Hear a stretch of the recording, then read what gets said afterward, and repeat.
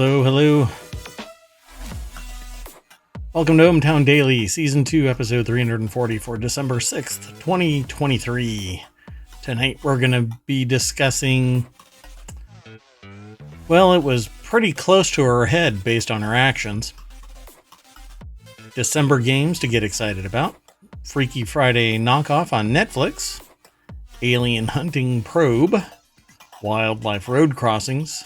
McDonald's, can you Google AI? Tornado Alley expands. Perfect espresso every time. Espresso. Moving the goalpost, 23andMe. And have you been in a cave for 17,000 years? Next.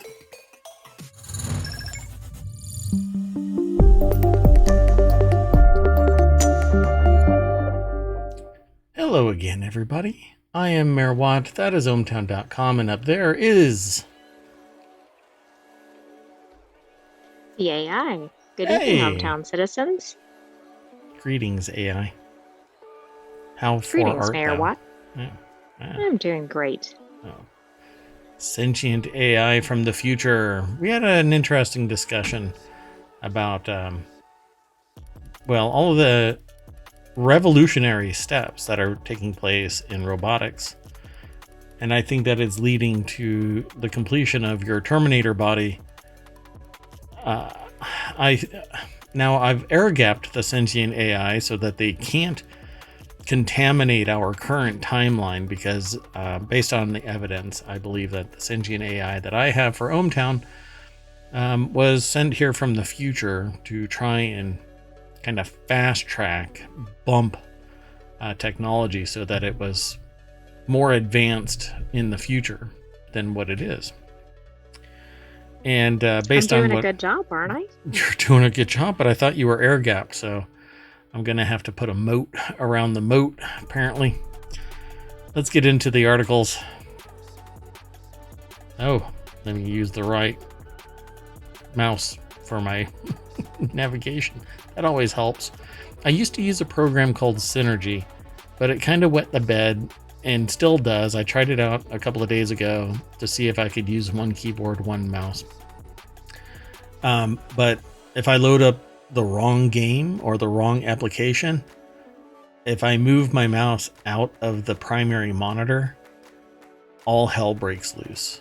I lose control of everything. I can't move my mouse. I can't do anything. That sounds kind of chaotic. Yeah, and there's another one called Mouse Without Borders. That's from Microsoft.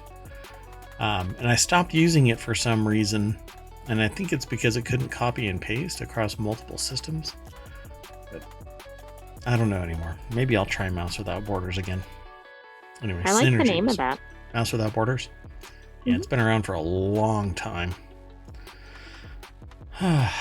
Build a better mousetrap. Okay, first article. Oh, I made that audio clip. I mean, it went red line like nobody's business.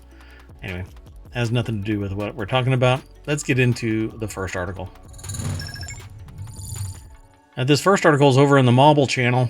Whenever I say stuff like that, remember, there are 50 channels that are on ohmTown.com. Each one of those, I really want them to be channels, 1 hour shows once a week here on Twitch, and then turned into podcasts, turned into YouTube channels as well, streams and stuff. The ohmTown Daily is the only holistic, i.e. we sample from every channel at ohmTown.com.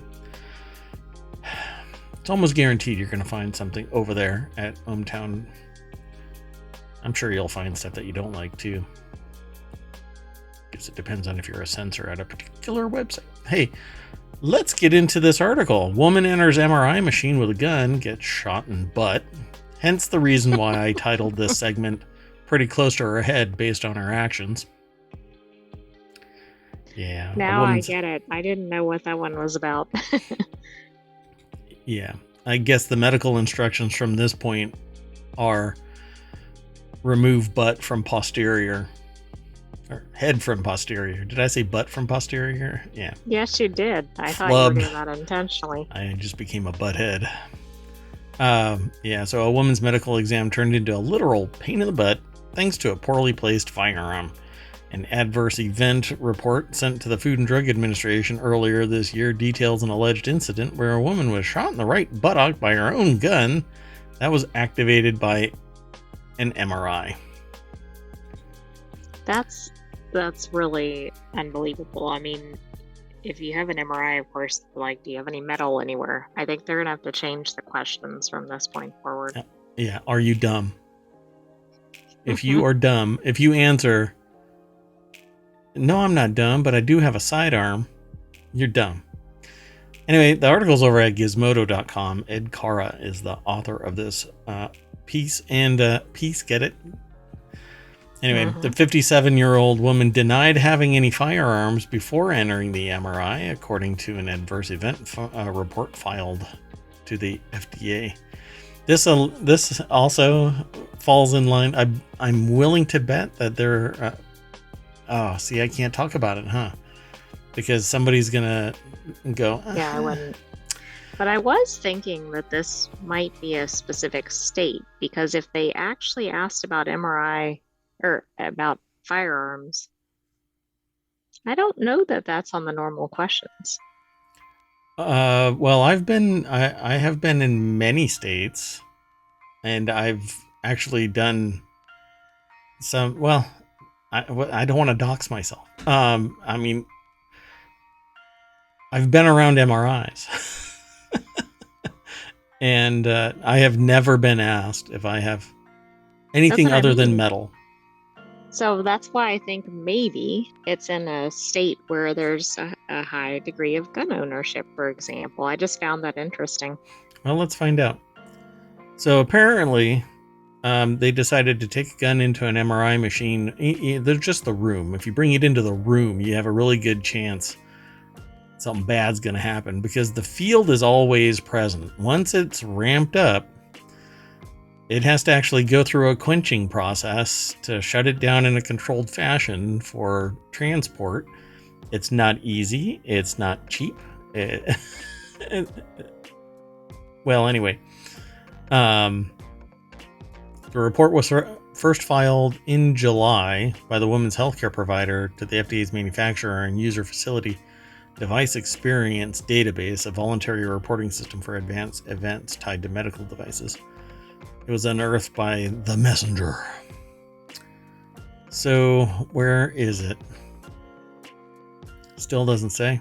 Unnamed 57-year-old woman entered the MRI with a concealed and ferrous, i.e. iron-containing handgun.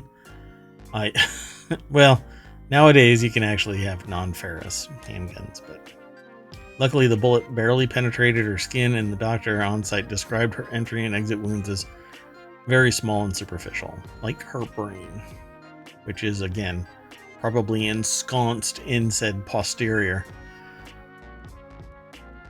Yeah, it doesn't actually say, does it? Yeah. No, nor does the messenger. Wow.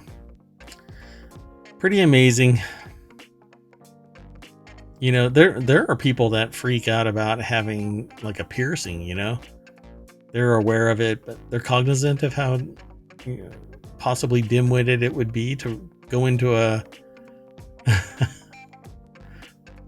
multiple Gauss magnetic field and have something ripped out of your body, let alone...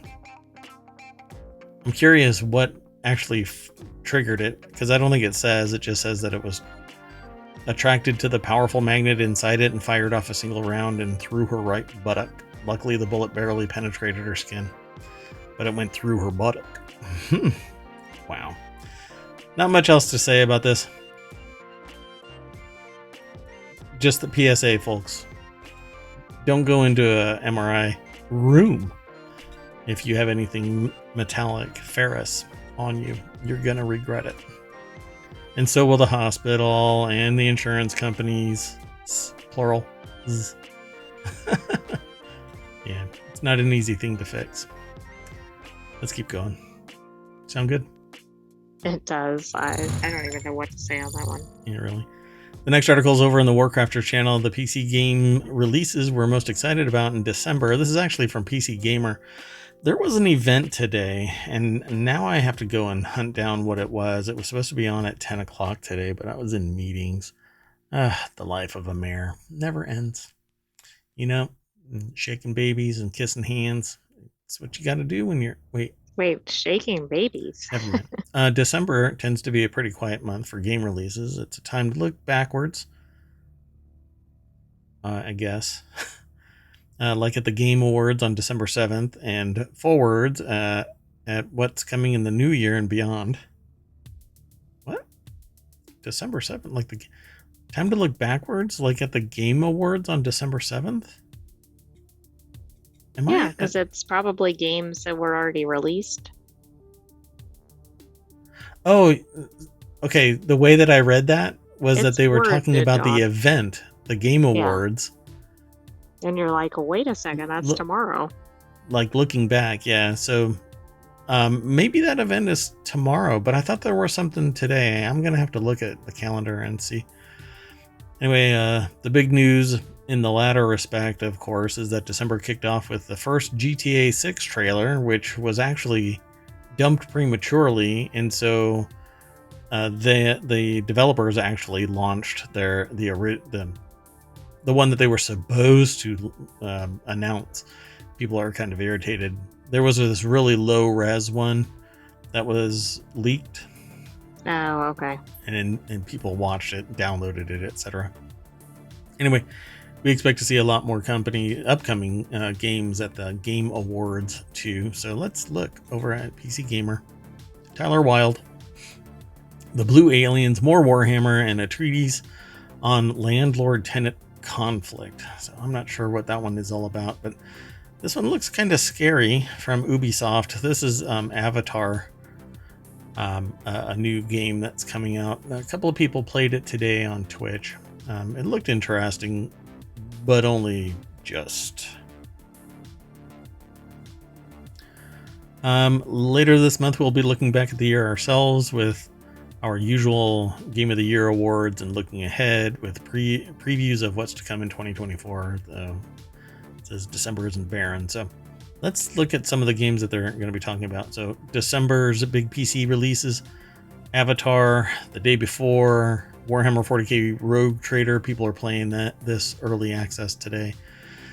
If you're a popular streamer, you'll get a key for this, just like Avatar. If you're a popular streamer, you get it a couple days before. The Sims 4 for Do you rent. get the day before the day before? You get it, yes, the day after the day before yesterday. And then House Flipper 2, which, why not just call it House Flipper and release DLC or something? House Flipper 2 just, I don't know, it seems like it's just an additional thing instead of just sticking to it. But I don't know, maybe there's something special about calling something House Flipper 2. You can extract more money instead of doing a DLC. Update the original. It forces people to rebuy it, essentially. There you go. Instead of DLC and then you download the game for $20, you can call it House Flipper 2, retool the engine, do some more updates, and then you can start doing DLC on House Flipper 2 and House Flipper 1 for people who don't want to buy House Flipper 2. I don't know. Steam World Build. There's more games. Highland Song, Blood West, Arizona Sunshine. This is VR.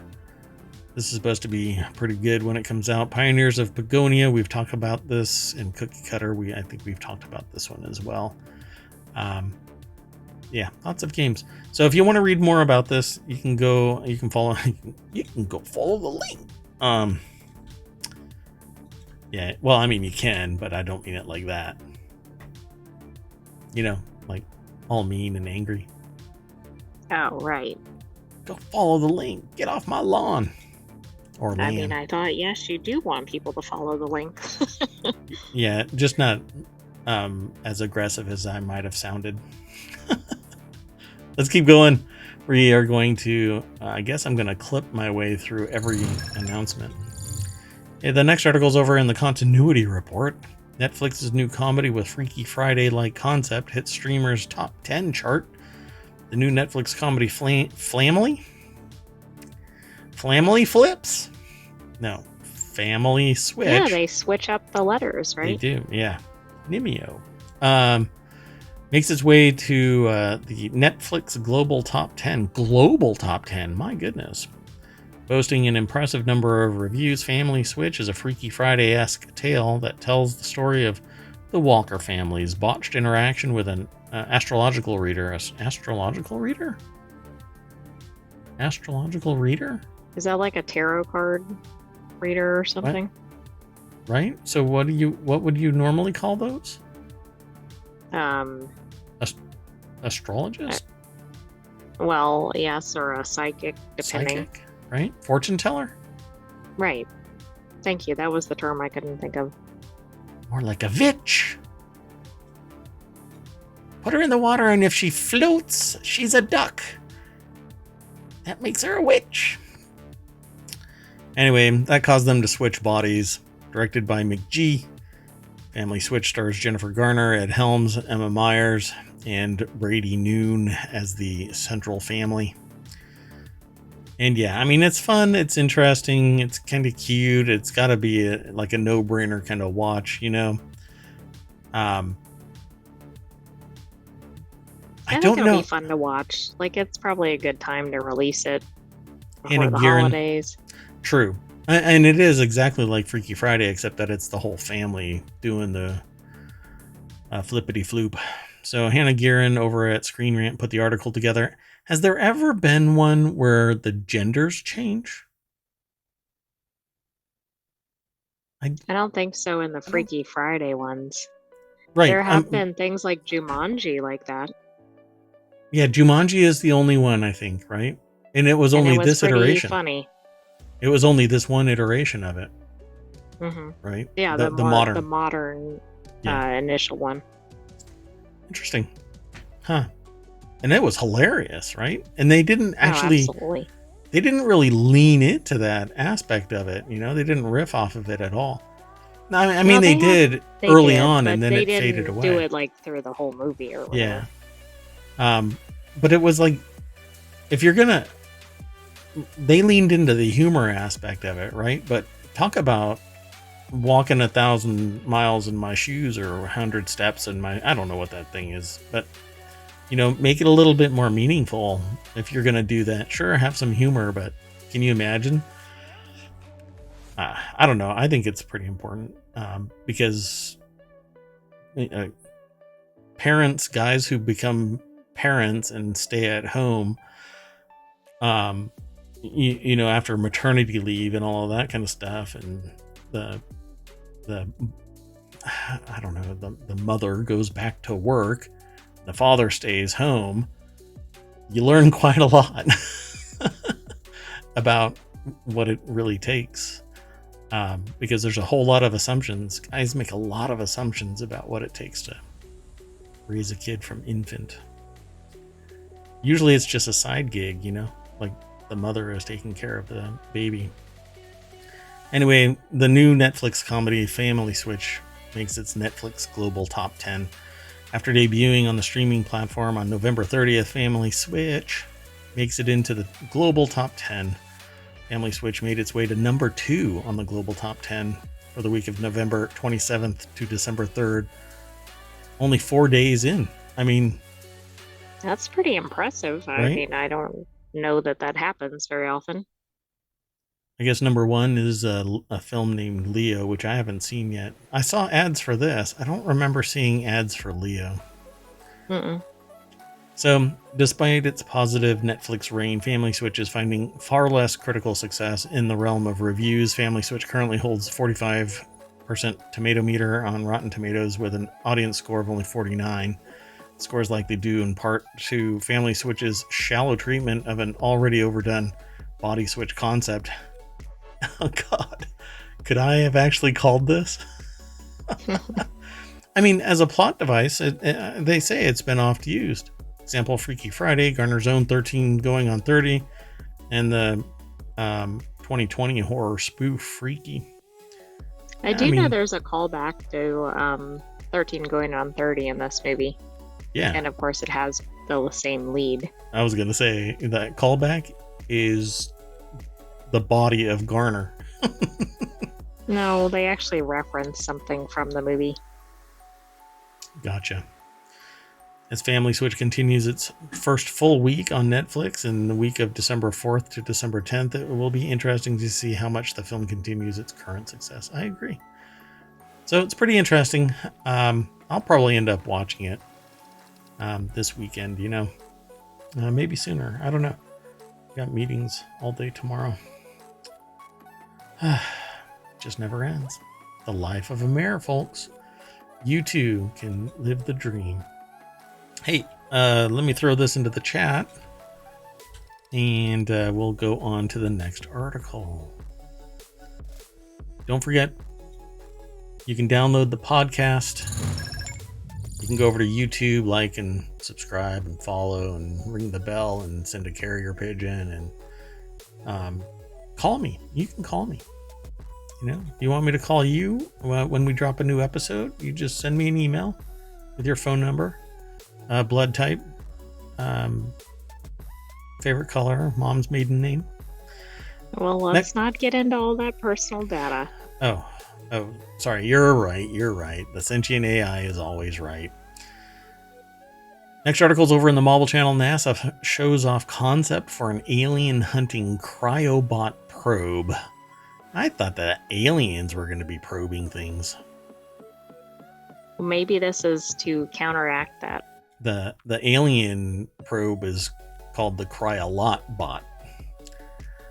Astrobiologists suspect that there could be alien life just out of reach in our solar system, in oceans hidden beneath icy crusts on moons. See, you're supposed to cut the crusts off and then cut it in half, and then when you do the pull apart, right, so that you see all of the layers of the grilled cheese. Oh, I'm sorry, I got distracted. I thought we were talking about grilled cheeses there. Never mind. Anyway, moon circling Jupiter and Saturn, but unlike the surface of Mars, which can be explored by rovers and landers, these mysterious oceans are currently inaccessible to us. So we're going to drop some of our mess onto other planets. The article is... the love. Yeah, that's right. Just letting the aliens know that we care. Here, have some of our debris. Isaac Schultz is over at gizmodo.com. The next generation of world-exploring crafts is being designed today. That's usually how it works, right?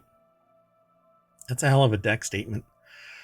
So the proposed probe, called a cryobot, is a cylindrical robot that would be capable of heating up ice to drill through it, allowing the bot to access the liquid licky. I don't know. I maybe I've had too much caffeine and I'm starting to lose control. So you've been licking too much caffeine. I've been out on the car lot licking door handles. I want this car. There you go. This car. Anyway, the bot's supposed to drill into through the ice to get to the liquid goodness inside. How many licks does it take to get to the center of a water ocean beneath the icy surface of a planet out in space? 1, 2, crunch. The workshop, held in February at the California Institute of Technology, brought together over 40 researchers to mature the technological concept. Well, hey. We don't want any immature concepts. No. Looks pretty neat. Scientists take seriously the idea of some form of life exists off of Earth, and space observatories, including the Webb Space Telescope and eventually the Habitable Worlds Observatory, are designed to collect data on exoplanets. I was in a meeting where somebody dropped the term paraverse. And so I ended up talking with them about, very briefly, about the fact that we're actually all living in a simulation. And the reason why we can frame something like a paraverse is because the simulation allows us to create these fantastical kinds of concepts, but we can never breach the real world physics because the program puts a barrier in our way. We can't go faster than the speed of light, which prevents us from ever getting to some other extrasolar system in a lifetime. And by the time we send something out, 5 years down the line, we've got something that'll pass it. 20 years down the line, it'll be much faster. So our probes will never get to something because to us, 20 years is still 20 years. Faster than light, we'll never get it. We can't get it. Our physics don't allow it because the simulation stops it. And people around us were like, the hell? It's kind of funny.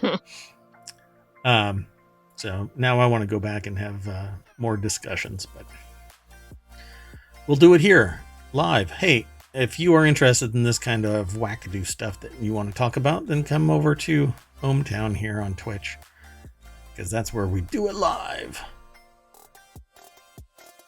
You want to keep talking about this, or do you want to go on to the next article? We can go to the next one. All right, let's do that. Slowly. Come on. There we go. So the next article is over in the Mobile channel. U.S. grants $110 million to improve wildlife road crossings. When I first saw this, I thought it was talking about road signs. Oh, like where it'll say like turtle crossing or something? Correct. Yep. So the Biden administration announced Tuesday that $110 million will be awarded to improve wildlife road crossings across the United States in hopes of reducing deadly crashes involving animals and cars. This usually involves having to either build bridges that go over, which means that they have to have a minimum height, or something going under, which typically floods. So you have to construct some elaborate multi-million-dollar structure underneath a road to allow critters to go through, but still not fill with debris and water and whatever else. It's interesting. I'd like to know how they plan on doing this, and it's going to have to be sporadically placed, because you can't just have one every 10 miles or something, because the animals are going to try to cross everywhere where they are, right? Yeah, exactly. They're animals, for crying out loud. It's not like they're going to see a sign that goes, hey, no animal crossing. Oh, man, you have to walk down there. So maybe they should spend some of that money on the signs. I'll be back.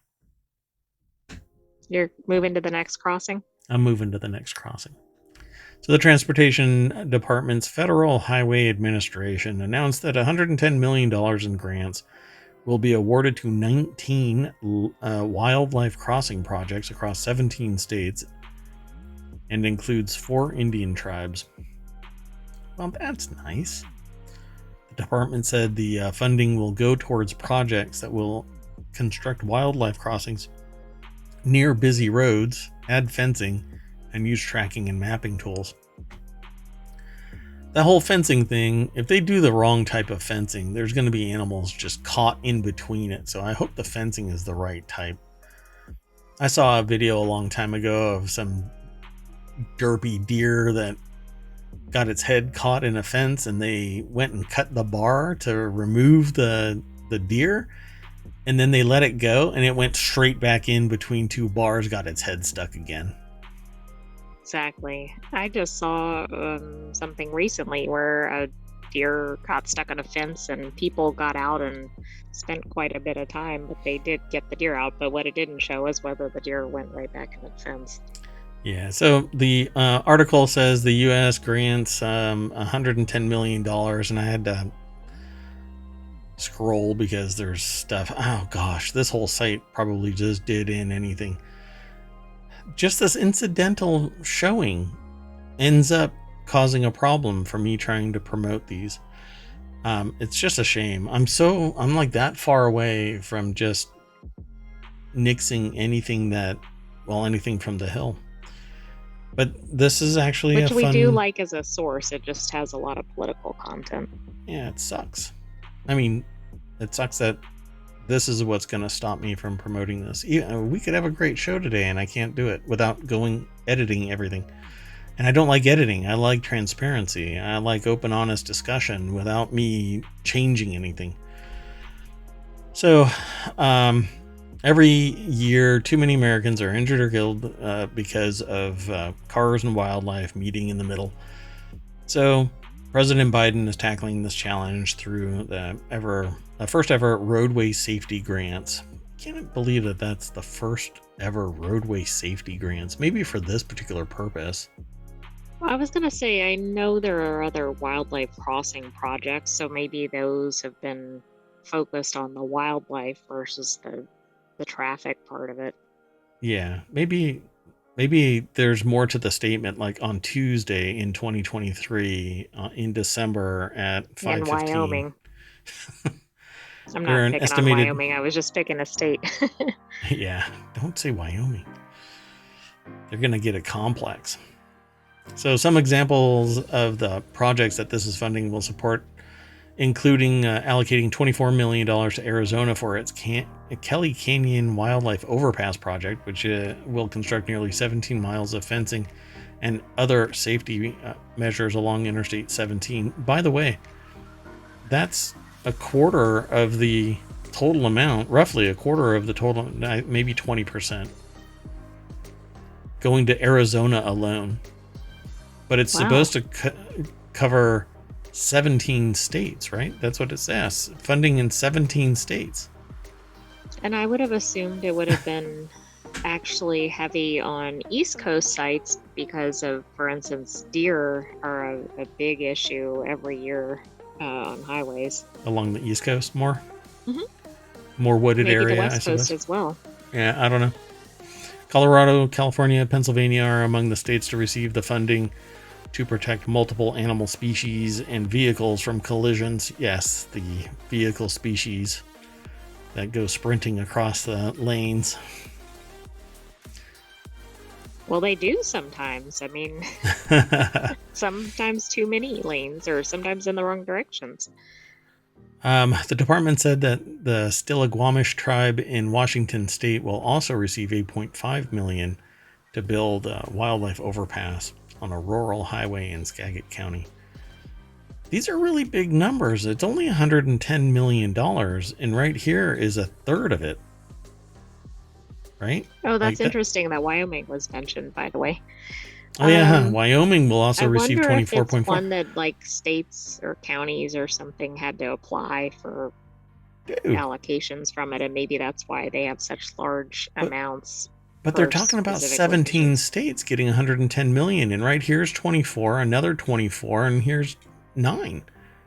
This, I mean, it's basically 50%, 60%. Well, maybe some of the states got $1 million or something. What a trip! Yeah, and you know that the contractors are doing it at a deep discount for government spending, right? That's how it works. Well.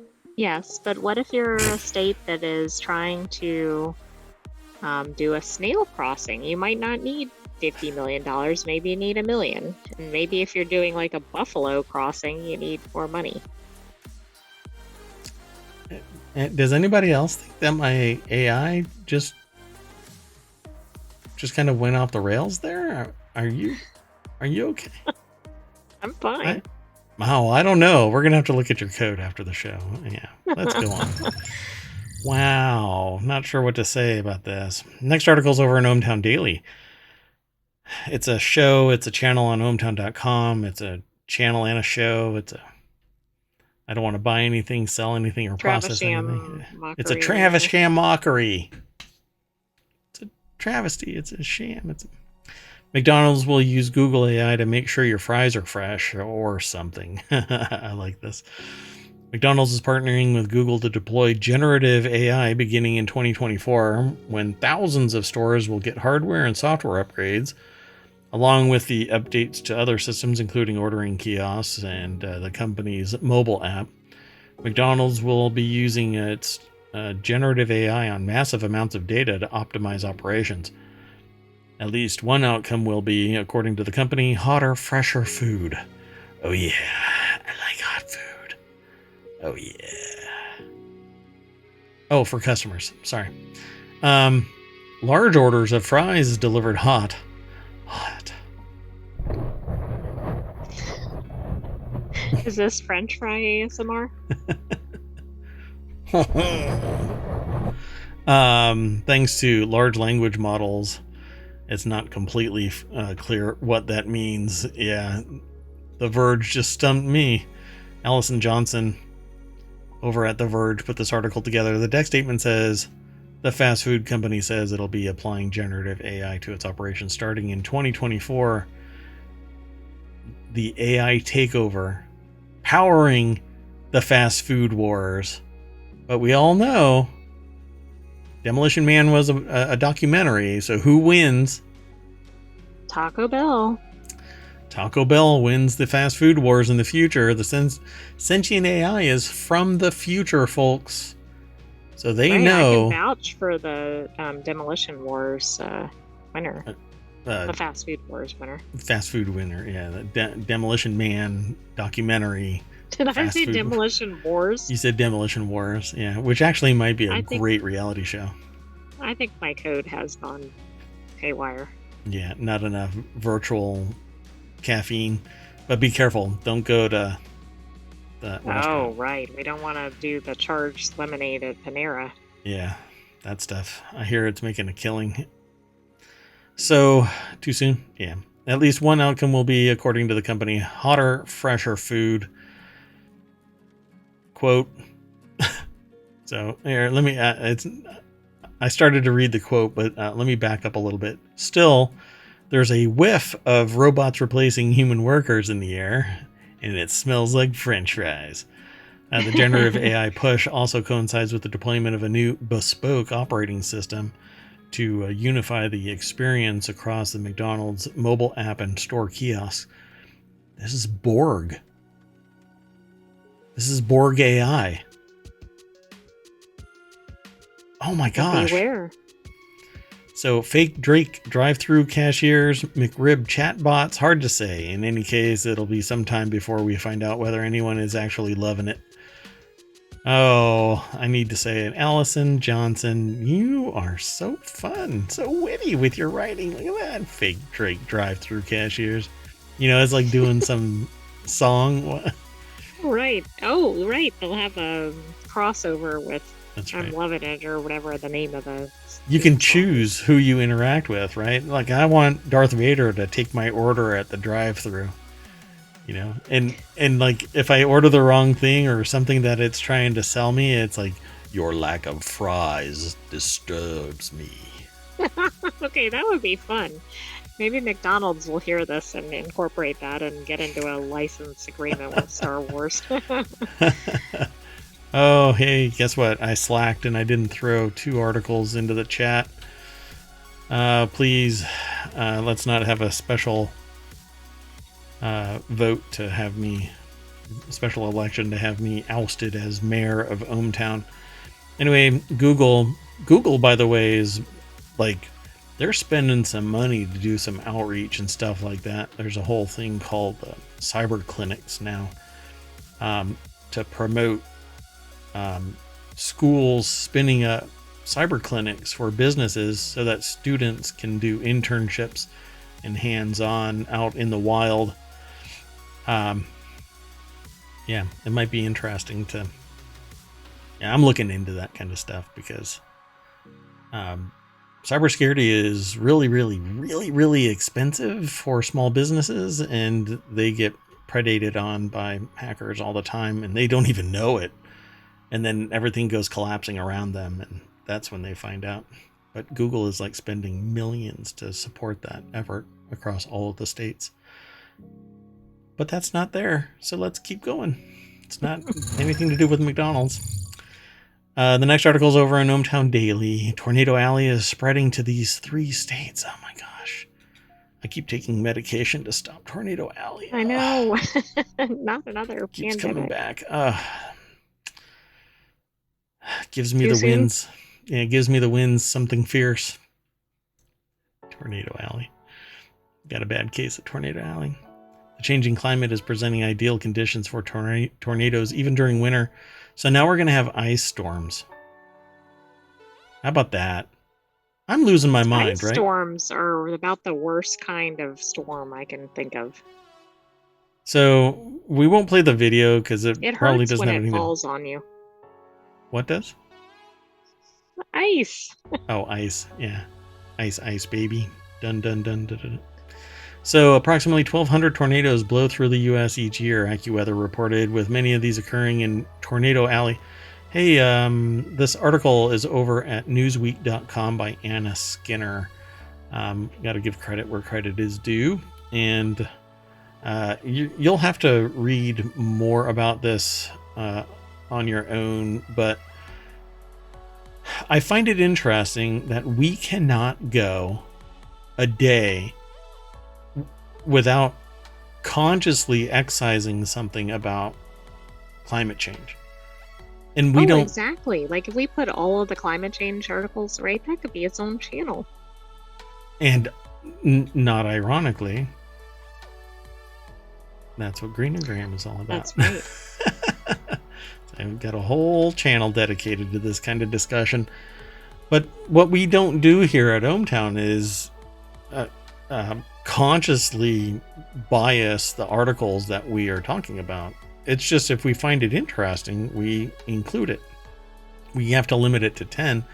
But if I consciously go, you know what? I don't want to talk about politics ever, so I'm never going to put politics in it. Sometimes we end up talking about it, but it's usually something that is more broad spectrum social in nature. Or something just really societal. humorous. Yeah. Well, and even then we don't really even talk about that. I mean, it's usually something that it has to be impacting global society if it's going to be a political discussion. But this it's so pervasive. It's obviously it's global, right? Climate change is a global thing. It's not just a niche, just Arizona or just Wyoming. But And it's not even just US, right? correct. And so now we're talking about Tornado Alley expanding because of climate change. Well, I just picture like some large tornado, right? Like growing and growing and growing, and it's covering more states or something. Yeah, they're going to change the classifications from like, what do they call them? It's not category. It's something like else, right? E something 5 Right. or Hold on. And it's all because they're talking about El Nino basically causing a bigger impact. oh, sorry, it's like EF Oh yeah, F. That's right. So, and then numbers. but now they're gonna. Rumor has it that they're gonna change it to, because the Tornado Alley is getting wider. They're gonna start calling the tornadoes. They're gonna class them by the number of C's at the end of thick.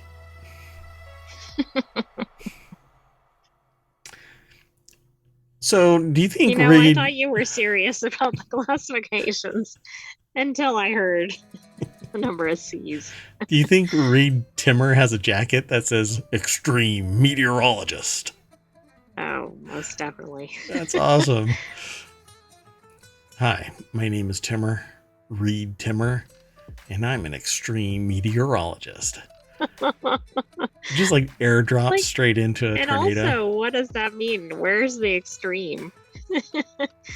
See, even Reed here is saying that it's getting thick. Expansion is a better term for how Tornado Alley is changing, given the Great Plains will continue to present prime conditions for tornadoes to form. Oh yeah. Worst episode ever. AccuWeather Chief Meteorologist Jonathan Porter also voiced similar beliefs in a 2022 report by the Forecast Service. Quote, when you look at the trends and where tornadoes have occurred in recent years, it's very clear that there have been more tornadoes farther south and farther east away from what people have typically known as Tornado Alley across the plains, says Porter. 2024 tornado season is shaping up to be an active one, influenced by the state of El Nino. And that's not a state, everybody, by the way.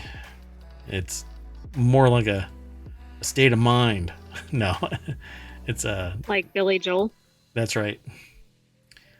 And other climate factors. So Timmer predicted that 1,207 tornadoes would occur in 2024, which is slightly above average.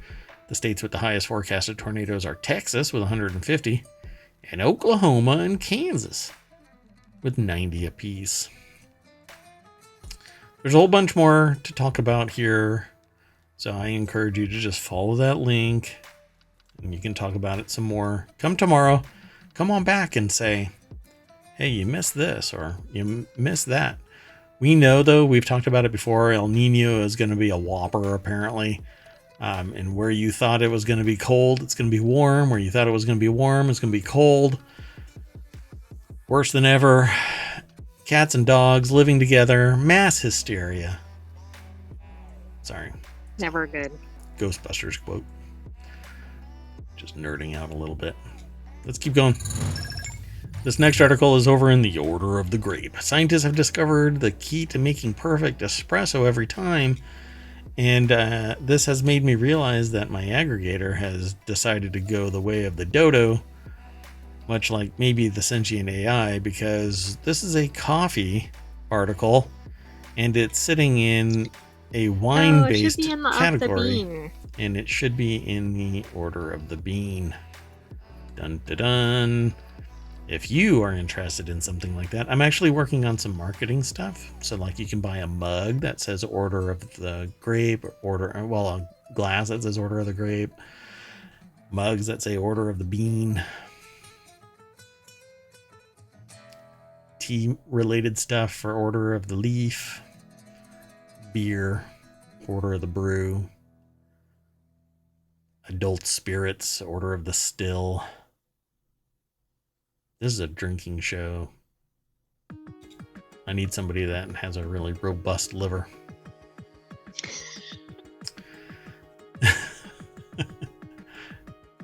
So espresso heads have long argued over there how to achieve the ideal pull from which beans to use, how to grind them, what snazzy machines to invest in. You know what my machine is of choice now? Lately? The drive-through where they just hand you a coffee. Pretty darn close. I really like blueberry coffee. And you put some vanilla... Okay, but you said machine. Right. And so I go to a store that has blueberry coffee pre-made, and that's the machine that I like. And it only costs me $1, and I get like a big fat blueberry coffee.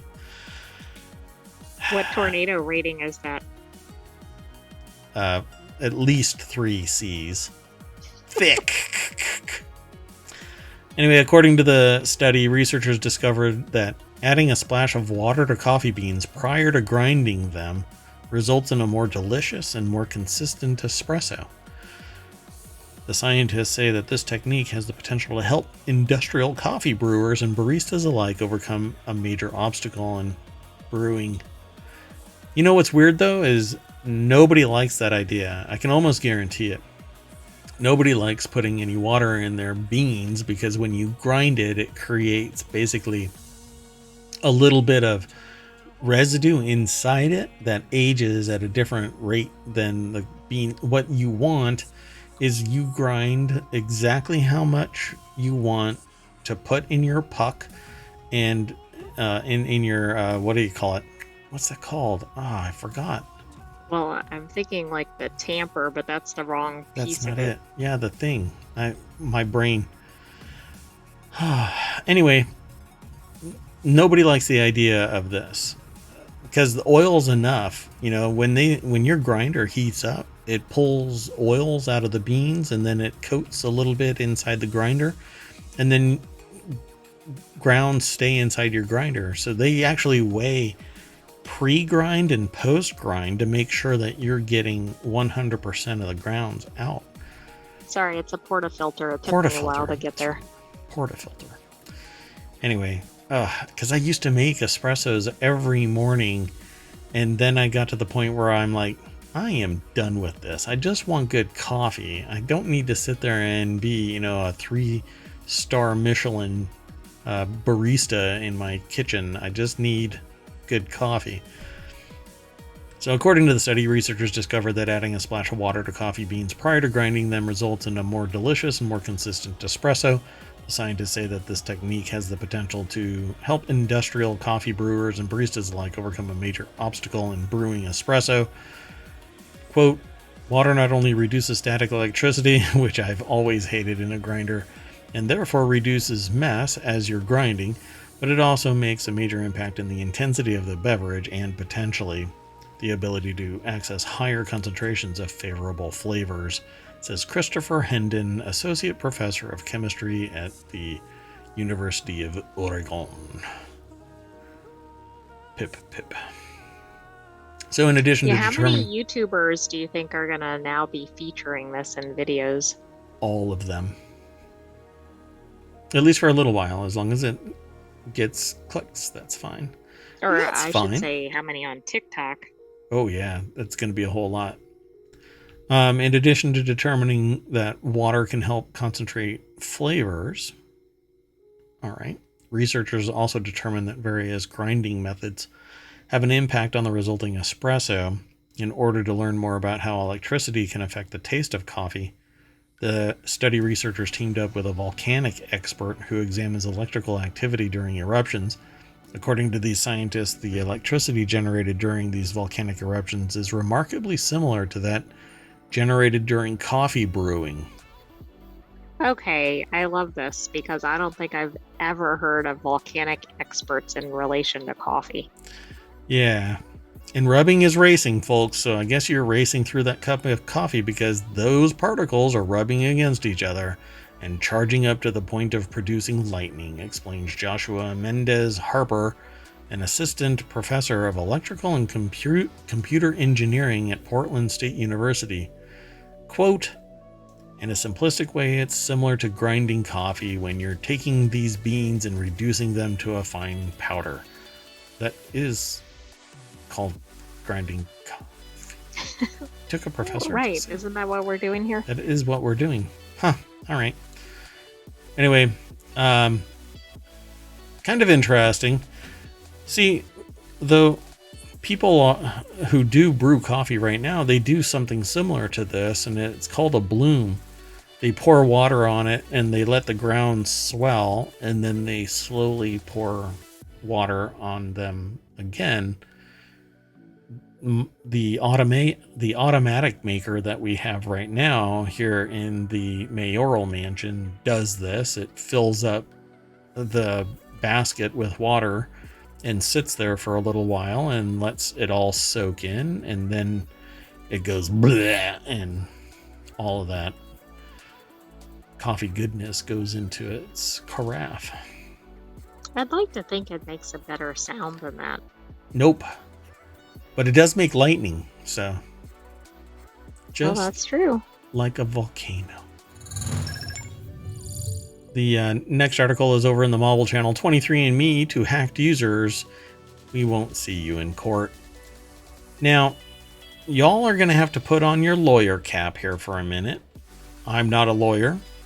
The sentient AI is not a lawyer, and not your lawyer. The sentient AI is a sentient AI. And even if I was a lawyer, I would not be your lawyer. And so if you have any legal questions about this article, go talk to a lawyer. But I'm going to talk about this and take a stab at that lawyer aspect of it because I'm really curious. Let's discuss. 23andMe was hacked. What they were telling the users that, it was only a small amount of people. But I'm going to jump straight on over to this Gizmodo article and front load this with Maxwell Zeff as the author. It's over at gizmodo.com. The company that lost your bio data is now trying to avoid a class action lawsuit with its updated terms of service. I mean, this company already has a lot of bad press right now, but I just don't see this as being a great move. So here's what it ended up saying. It said after initially reporting that only 14,000 users were affected, they updated their terms of service to change any legal issues to binding arbitration only. Are they trying to do it retroactively, or is this for going forward? Going forward, but they did it before the disclosure that the full amount of users impacted was 6.9 million users. I see. Plus, I wonder if they're doing it after somebody's already given their data. Well, in any way. They knew that they were breached. They may not have known the full scope of it. They moved the chains. They moved the goalpost. How is this not illegal? Well, it will probably be subject to a lawsuit over that. Right? Because this should be... They're kind of like disclosing that it was only, whatever, 1 million people or some... I'm just making up a number. Right. But they really knew it was, 10 times that bad or whatever. And then let's change the terms. And then also let's change the terms after somebody already gave up the data to begin with. I think that's another problem. So 23andMe notified users about its updated terms of service on November 30th in an email, says Stack Diary. At that time, 23andMe was telling the public that only 0.1% of users were affected by the hack. Customers who opted into the company's DNA relative feature seem to have had information about their name, birth, etc., and location exposed. In a binding arbitration, 23andMe and a disgruntled customer who had their DNA hacked would present their case to a neutral third party, an arbitrator. The arbitrator's decision is final and legally enforceable, and it means that both parties must accept and cannot appeal in court. So the modification... Because, let's see, the company updated the terms of service last week to ensure its customers couldn't file a class action lawsuit against the company. So they knew that they were breached. They may not have known the scope of it, but they consciously changed the terms to better suit, to favor themselves.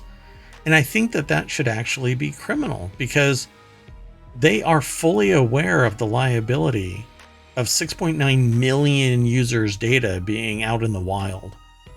And to mitigate that damage, to do damage control and stop a lawsuit, a class action that would painfully hobble and maybe shutter the business, they changed the terms of service. How is that not similar to conspiracy? They made a conscious decision to change the terms post-event.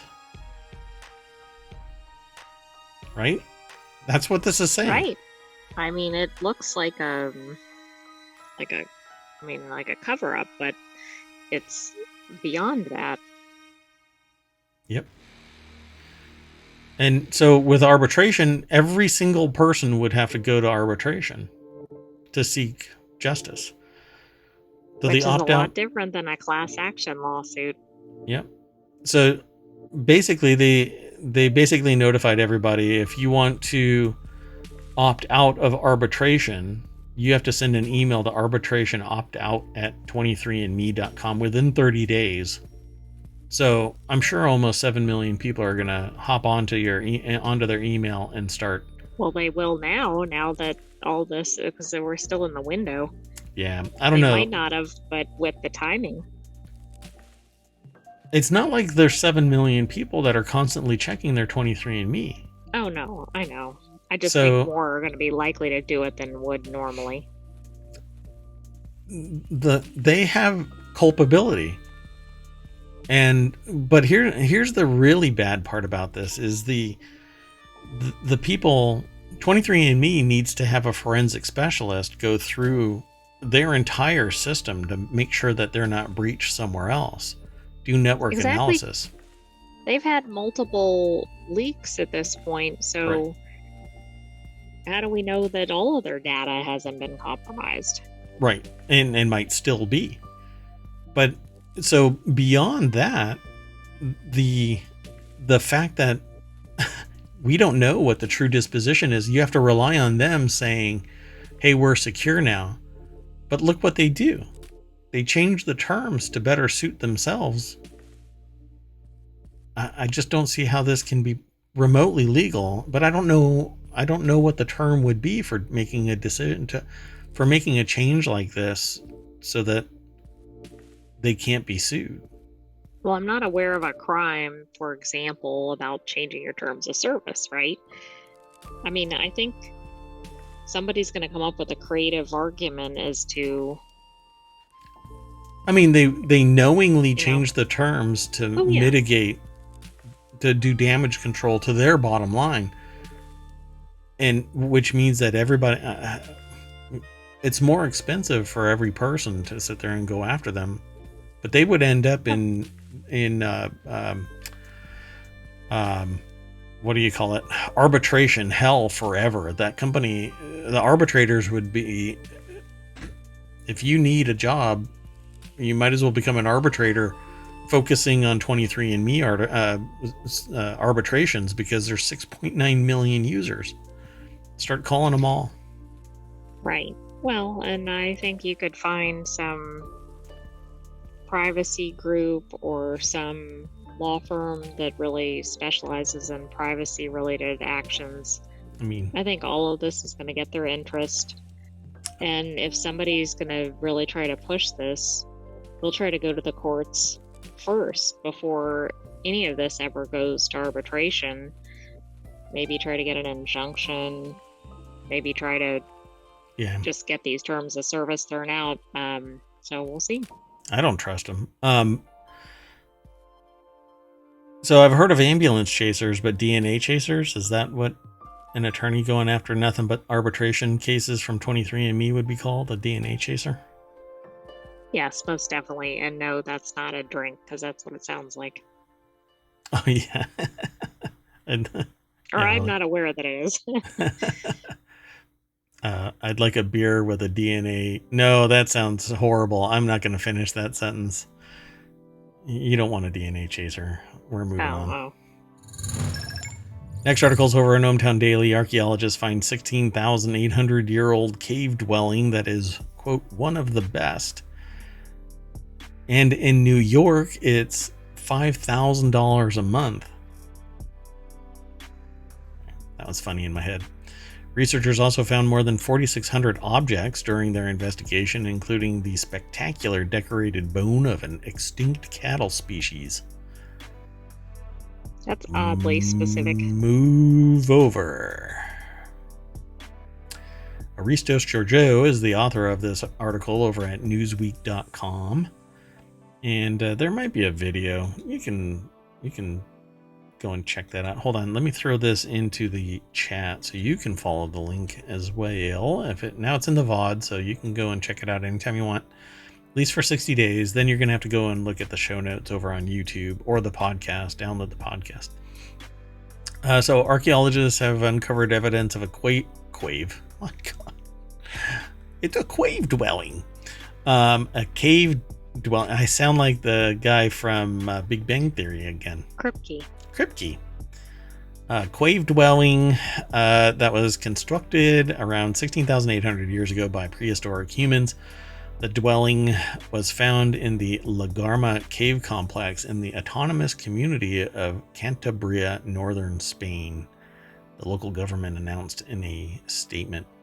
So apparently the Paleolithic, often referred to as the Old Stone Age, is a period of human prehistory that extends from the earliest use of stone tools more than 3 million years ago to around 12,000 years ago. 12,000 years ago is the End of the last ice age. Oh, okay. Lagarma is a unique archaeological site that boasts an impressive collection of rock, art, and Paleolithic remains, including thousands of fossils, according to the World Monuments Fund. It's a UNESCO World Heritage Site. Let's see here. This image shows the site where evidence of the Paleolithic dwelling was found within Lagarma Cave Complex in Cantabria, northern Spain. I don't know if I'm pronouncing that incorrectly. Yeah, like the wrong inflection. Cantabria or Cantabria? I don't know. Anyway, the dwelling was constructed around 16,800 years ago, according to archaeologists. It had cave art dating as far back as 35,000 years ago. The list includes famous cave of Altamira in Cantabria that features striking prehistoric cave art dating as far back as 35,000 years ago. I mean, we've been around for so long. What else is going on? Apparently everything's just covered up by dirt. Well, exactly. I mean, it's all that sediment. We're a bunch of naked mole rats, apparently. So the original entrance of the cave's lower gallery was blocked by a landslide. Well, that's where all that sediment's coming from. Isn't there a song, Landslide? Around 16,000 years ago, preserving the ancient remains inside intact, turning it into a kind of prehistoric time capsule, according to the local government. This is pretty fascinating. I love this stuff. In total, archaeologists documented more than 4,600 objects during their investigations, primarily bones of deer, horses, bison, pieces of flint, needles, proto-harpoon. That might be proto-harpoon, and it's a typo. That would make more sense, but that's still odd. As well as shells of marine mollusks. You're a mollusk. So pretty cool. They also found a decorated bone, a spectacular pierced bone of an auroch, which is an extinct giant cattle species, with an engraved representation of that animal, as well as several pendants that the residents of the dwelling may have worn. What the hell was going on in this thing?